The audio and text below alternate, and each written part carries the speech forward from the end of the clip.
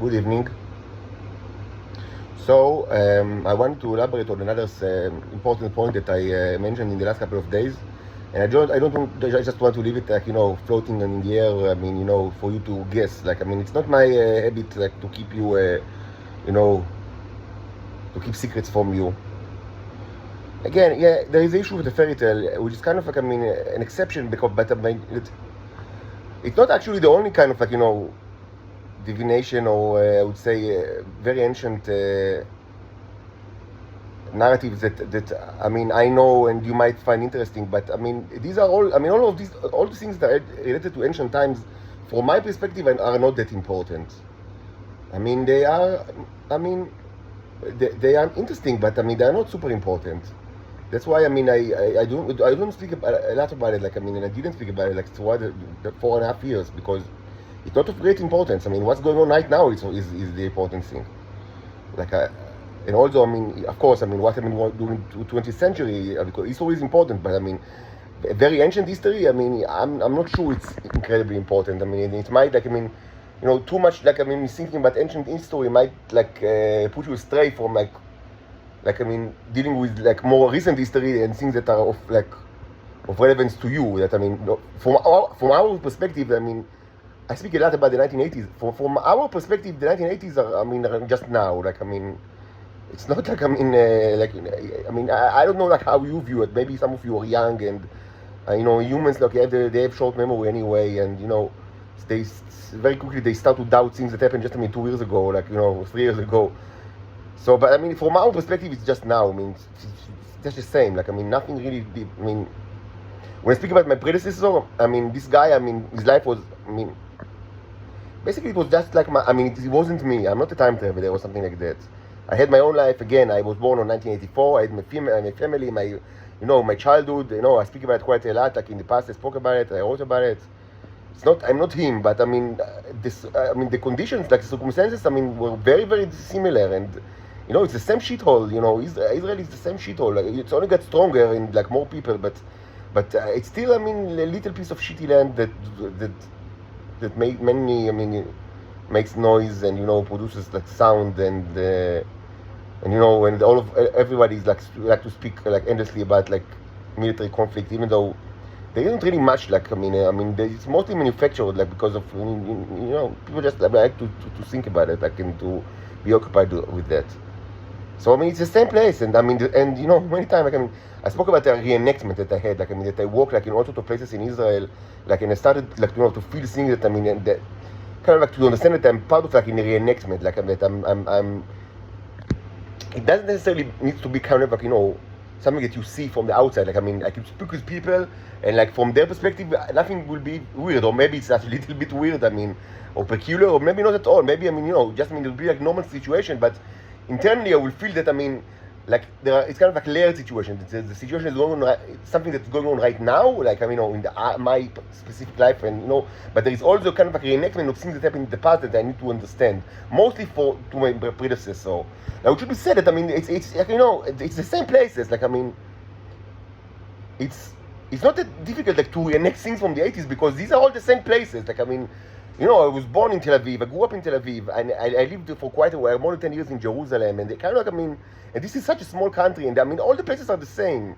It's just the same. It's the same place. Like, I mean, it's and all the places, even like, I mean, the same buildings. It's the same. It's, I mean, you don't need like too much effort, like to do the reenactment, because it's such a small place. And like, and so for a person that grew up like in Tel Aviv and spent a lot of time in Jerusalem, I mean, basically, I mean, it was already there. Like, I mean, so I mean, it just happened now. So I mean, so yes, I mean, the 1980s are relevant, yes. But I mean, ancient history it's interesting, but I wouldn't say that it's very relevant. I mean, it's not incredibly important. But when I say things that, I mean, I think that are relevant to today, I mean, I think that it's important that I will still a little bit elaborate. I mean, if I haven't done it in the past, and even if I did, I mean, just, I mean, so, I mean, people will not be, start to raise all of, to build ridiculous theories.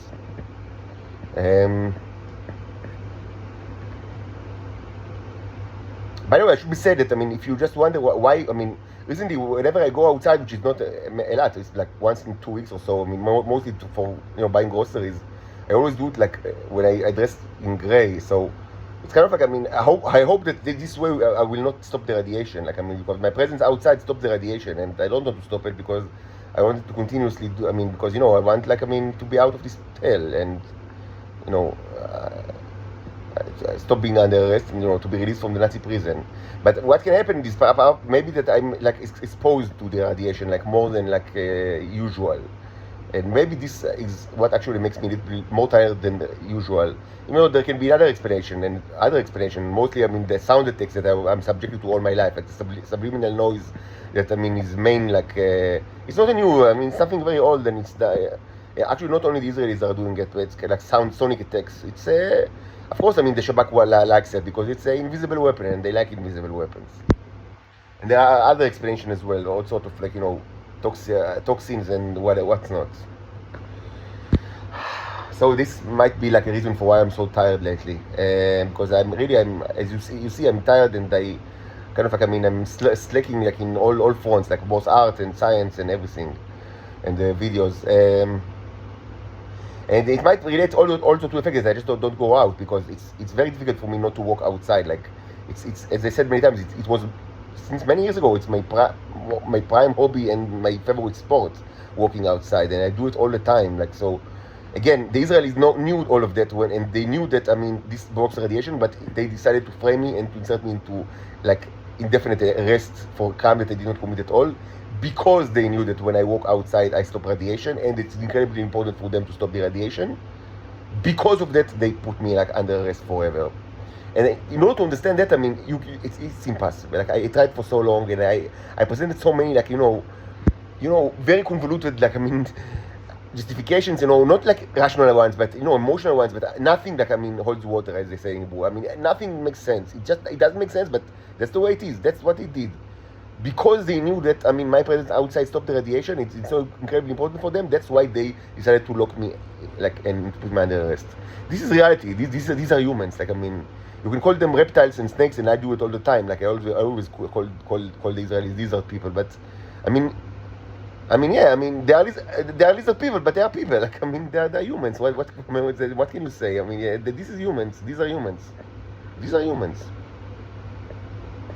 So what I would like to elaborate on very quickly is the issue of the concept of uplifting, because in the past, and you can find it in the blog, like 4.5 years ago, 4 years ago, 3.5 years ago, yes, I've written about like the fact that I mean, but I have like it's like a whole philosophy regarding this first contact, and I mean borrowing from the Star Trek on terminology. But even though, of course, Star Trek is it's fictional, but it doesn't matter. I mean, you can use the terminology. I mean, and the thought experiments that you can like see in Star Trek. I mean, many of it is it's relevant. Like, I mean, I think that, I mean, I should say that it's a thing. Of course, I mean, the various like, shows and the various episodes within show vary tremendously in quality. But in general, I should say that, I mean, the kind of like the universe that Gene Roddenberry created is and also, I mean, the fact that it became very popular. I mean, together I think that I mean, I mean, yes, I mean, it's like a proving ground, like a place like to try to think about all sorts of new ideas or methods or methodologies and thought experiments, and so it's interesting. So kind of, I mean, I'm in favor of like, I mean, borrowing terminology from the terminology.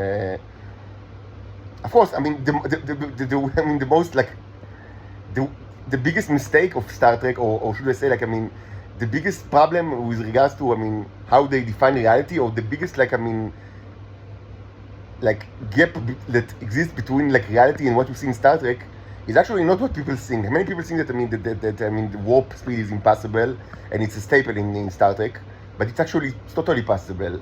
So no, that's not the problem. And other people think that, I mean, the holodeck is kind of like the way that it's depicted is impossible, but this is also wrong. It's actually possible, and I mean, sometimes it's ridiculous the way, I mean, things that you see in the holodeck, like episodes. But I mean, in essence, it's not ridiculous at all, like the issue of the holodeck. And sometimes people think that the replicators, I mean, cannot be done. And my opinion on the matter that, I mean, the way that it's depicted in Star Trek doesn't make sense, but like, in essence, it could. I mean, not the way that it's depicted, but I mean, you can do something similar to that. That will I mean give you the same, I mean generally the same kind of function, I would say, but I mean the different, like I mean from like by methodology. So even that's not the biggest like problem with Star Trek, like of how we depict reality. The biggest, by far the biggest I mean I mean the thing that you see in Star Trek that is by far different, like I mean, than what you see like in television than in reality, is not the holodeck or warp drive or the replicators, is but another thing. It's humans. Humans are just not like that. Humans are substantially different than what you see in Star Trek. Like I mean, if you watch Star Trek, I mean, you can learn a lot. And I mean, again, I think it's like I mean, it's great. Like like the sandbox, like for like all sorts of experiments. But and you can learn a lot about the universe. But you cannot learn it. I mean, it's not at all a good show to learn about humanity, because the creatures that you see in there, like I mean, not the aliens, like I mean that I mean whatever, I mean, but that are also almost all like humans. Let's put it aside for now. But I mean, the actual humans that you see over there, I mean, are substantially different than humans on Earth. Like I mean, these are not humans. Like the like I mean, Captain Picard, Lieutenant Troy, and and whatever, Captain Kirk and O'Hara and Scotty. These are just not humans. That's the main problem with Star Trek. They are not humans. They are something completely different than humans. Humans are disgusting. Humans are greedy and filthy and warmongering, and they always chase power, and they are power hungry, and humans are pieces of shit. These people are not human. That's the main problem in Star Trek. And if you watch it, you can think, yeah, these are humans. But these are not humans. This is something else. Humans are disgusting. And this is the main problem in Star Trek. And of course, it's not just about the personnel, like the characters, but it affects the politics, because such kind of like a politea, or kind of like a political entity, like the Federation, that is like the main political entity in Star Trek, could not actually exist, because the main ingredient of the Federation, they are not the only ones. There are Vulcans and others, but the main ingredients are humans. And humans are shitty things, and they could not it's impossible for humans to create like a federation that is so benevolent and enlightened. It's impossible, because they are disgusting pieces of shit. So that's the problem with Star Trek, not the warp drive. Humans is the problem in Star Trek.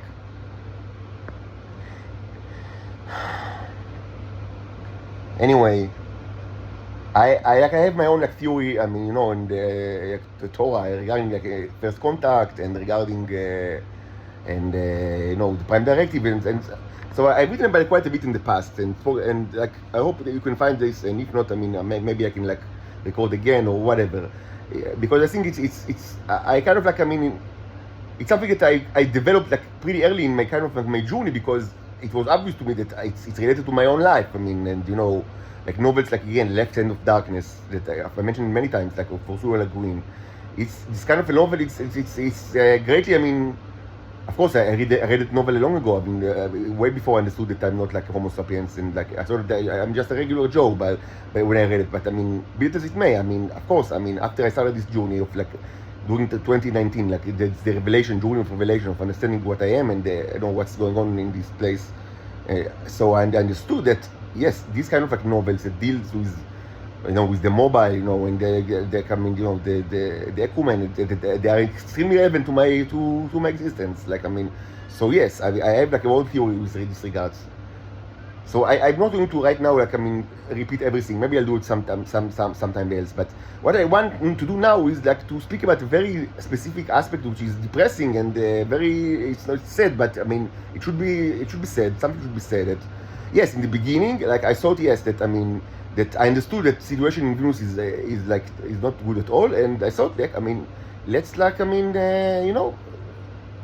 let's colonize Venus. But jokingly, I didn't. I thought maybe we can start start by plant agriculture and planting. I thought maybe plant. I thought maybe it's the best actually not to start with maybe food, because I thought maybe it's more yes, but not staple food, but more tobacco and like and like grapes, because I thought like what can be actually sold like to Earth like for premium value, like so because I thought I understand just from the start that humans are trash. I didn't have like many kind of like illusions regarding humans. Humans are trash, and I understood that this cannot be done like that when humans are the supervisors, because they will only like they will only do whatever they always did, which means like steal and rape. So I thought but trade is still an option. So maybe you can start by raising it's not. Like like in colonization, like the Sid Meier colonization game, you remember it from 1994. I really liked it as a child. I was 10 years old, like and like so the things that are sold for the premium price are cigars and room, like things that were manufactured like in the new world, like for premium value, and until today they are sold like for premium like cash in Europe and other places. So I thought, yeah, maybe we'll open like a cigar factory in Venus, and I know maybe it's kind of like it sounds like a little pervert to you, but I thought like they need money, like they would need to trade with the Earth, because they cannot like it will be impossible to actually rely on Earth for anything, because I understood right from the beginning these people are assholes. So this is all of this. I wrote about it half jokingly but half seriously. But since then I understood things that I learned stuff that made me completely that completely changed my mind. And now I understand that it's impossible to start any interventions. And the problem is not the humans, because I understood humans are assholes. The problem is the Venusians in the Titans in Earth. It's a huge problem, but this is a problem because the historical situation is that yes, there are many Titans in Earth, and while this, because any kind of like helping, uplifting of Venus at the current situation could have only be done with leadership of these Titans. But the thought that this can happen is ridiculous. If you know them even a little bit, it's ridiculous. And moreover, they shouldn't never go there, even just not for even for a second. Because if the people in Venus would know about them, they will think, okay, so they live their cushion life in Earth. We want it as well. So the only objective will be let's leave this shithole and go to Earth. So they only want to go to Earth, and then this will and obviously the ones that will actually manage to do it are the ones that are of the most skillful and the most intelligent. So what will actually happen is that continuing the genocide and the destruction of the planet. A way to prevent this would only be if people from Titans from Earth would have agreed to move to Venus indefinitely, and the thought of this is ridiculous. The probability that you will find one that will agree to that is infinitesimal, like nothing, because because they are shitty persons, they are assholes, all of them. Of course, the worst are the ones in Israel, but it's like that all over the world. And you cannot change them now. It's too late for that. So the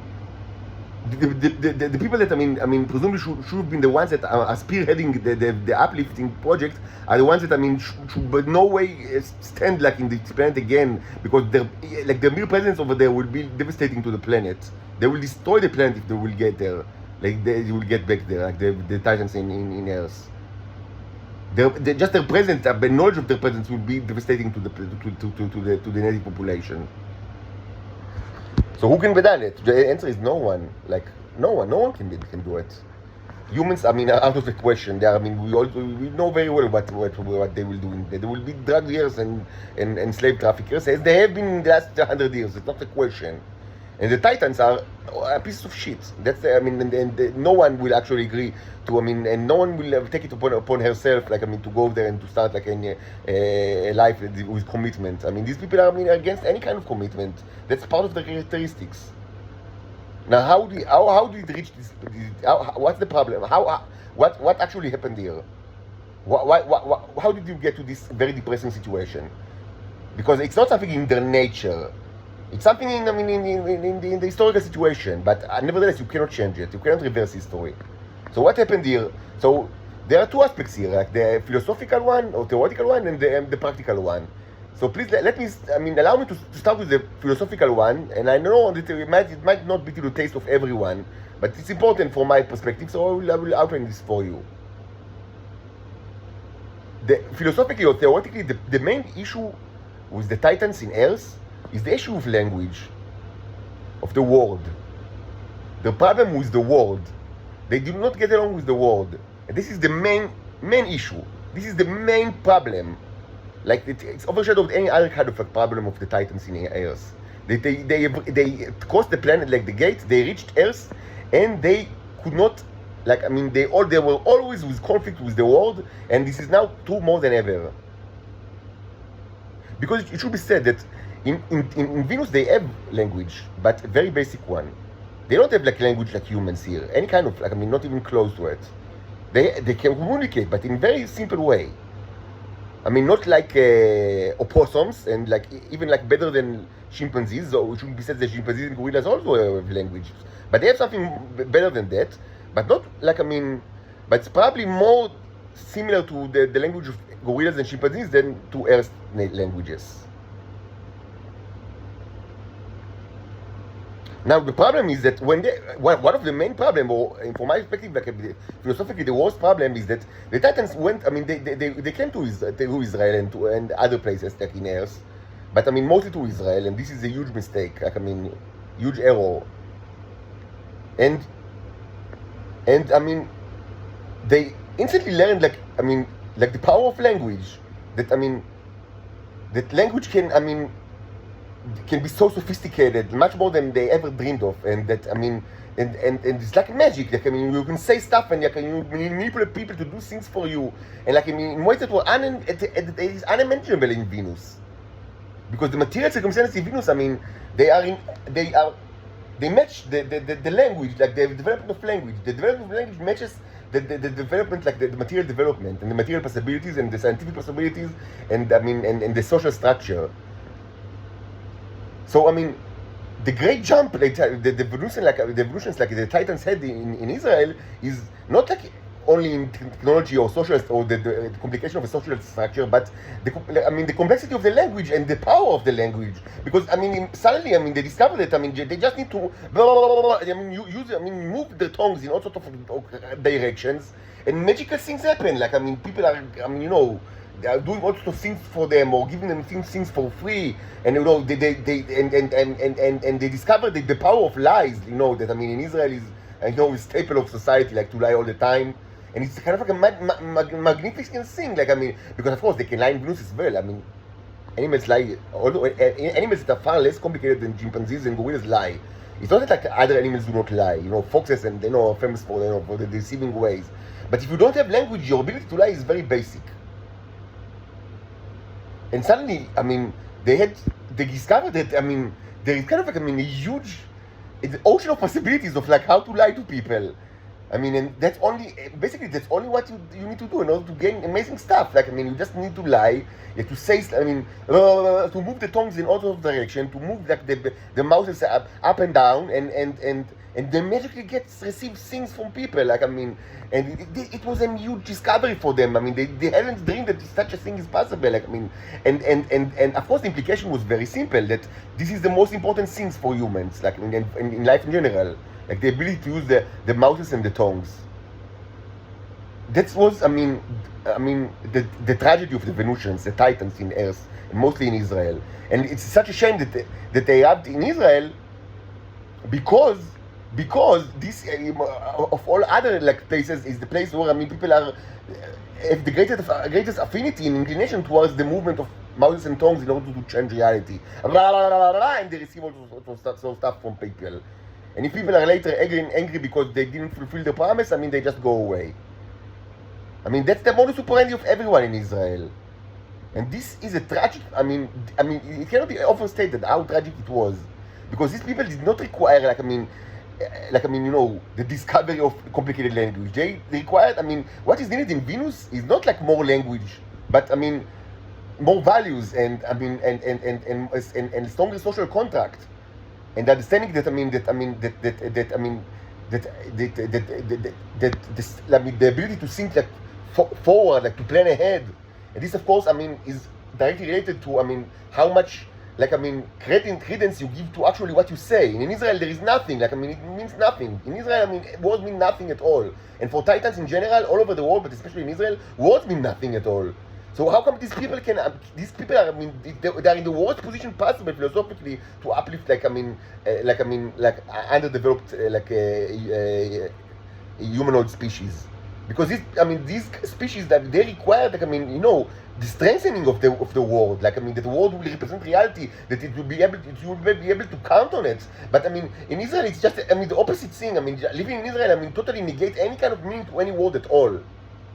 And I've said that many times. I mean, I've spoken about it years ago that, I mean, in Israel, like, and probably everywhere, but I mean, the intelligence, like, secrets in Israel, they have, like, their own symbolic language. Like, I mean, that, you know, they also like, I mean, also like, I mean, words that they say and they mean something different. Like, I mean, like, you know, like, I mean, that it's kind of like their own like sub language of Hebrew that, or not only Hebrew, that is used by them. But very quickly I understood that the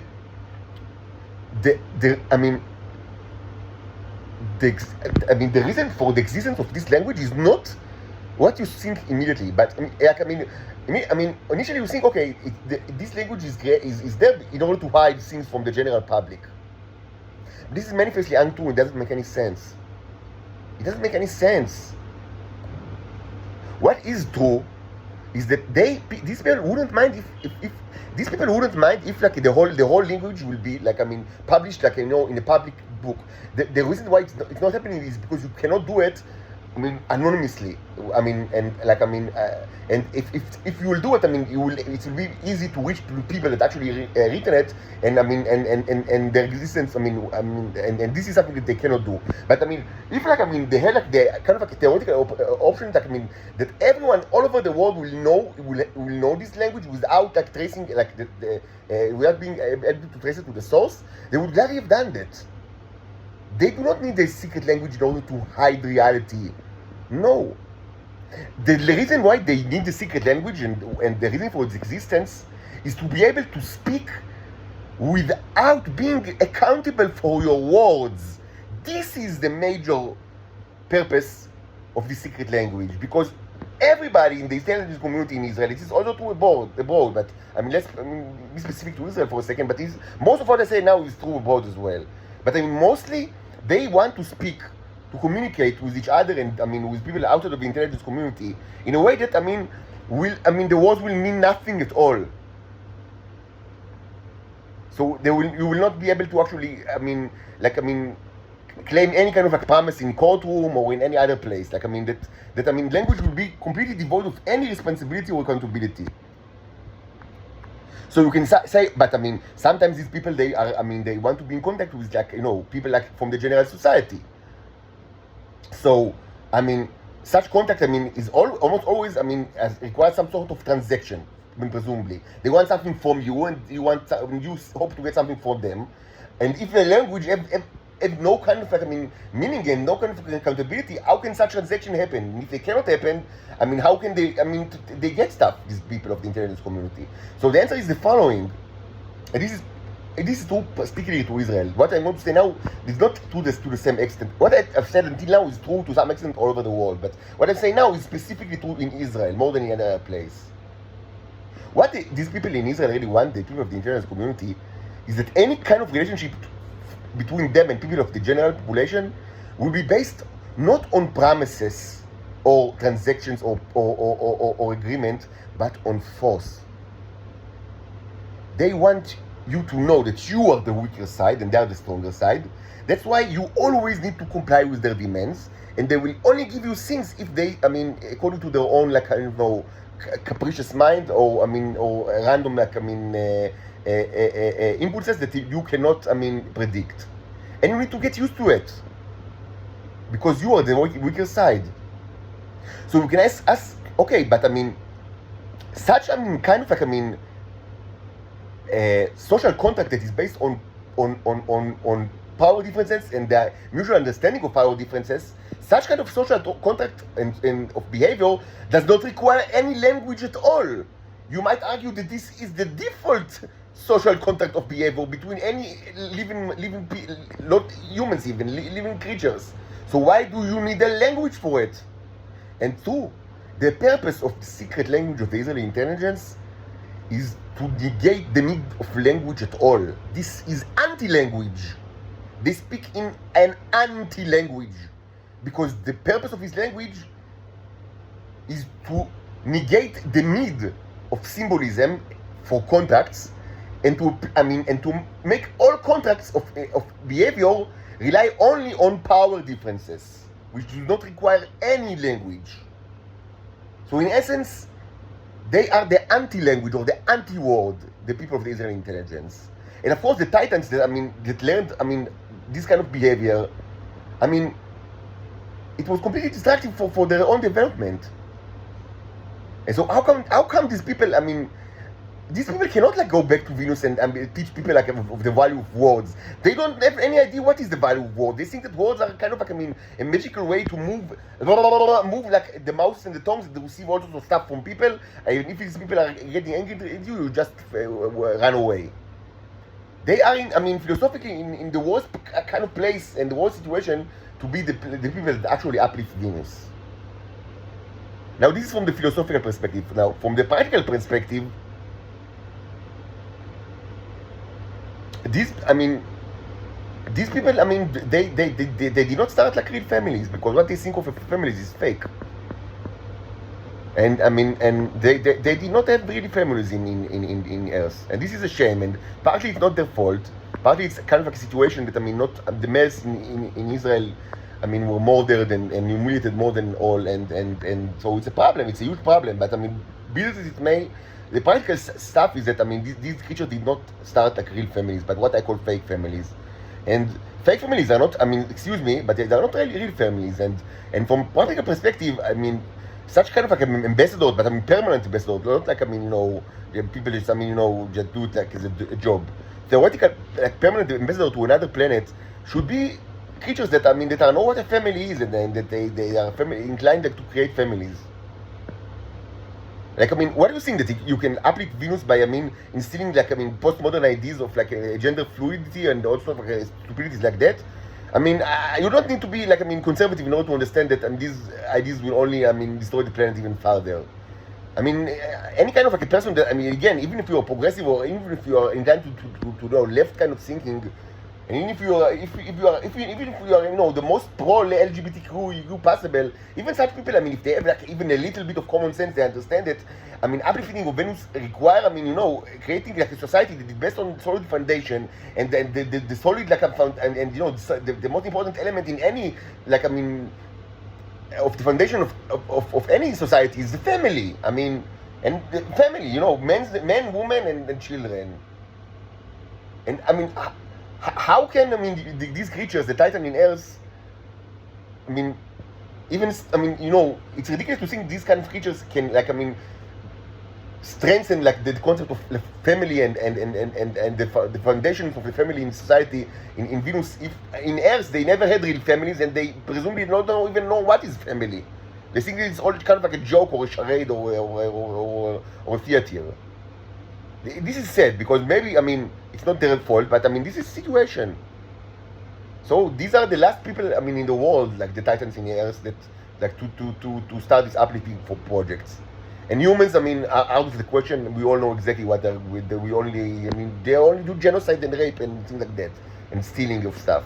So in reality, there is no currently. Maybe a situation will change in the future. And our universe, it contains more races, like more species than Titans and Homo sapienses. There is more, and maybe in the future it will be different. But currently, right now, at the current day, no, there is no one in Earth that can actually do this thing. And so, unfortunately, they need to be left, for now, for their own devices. And even though the situation is horrible over there, but there is no one to help them, no one at all.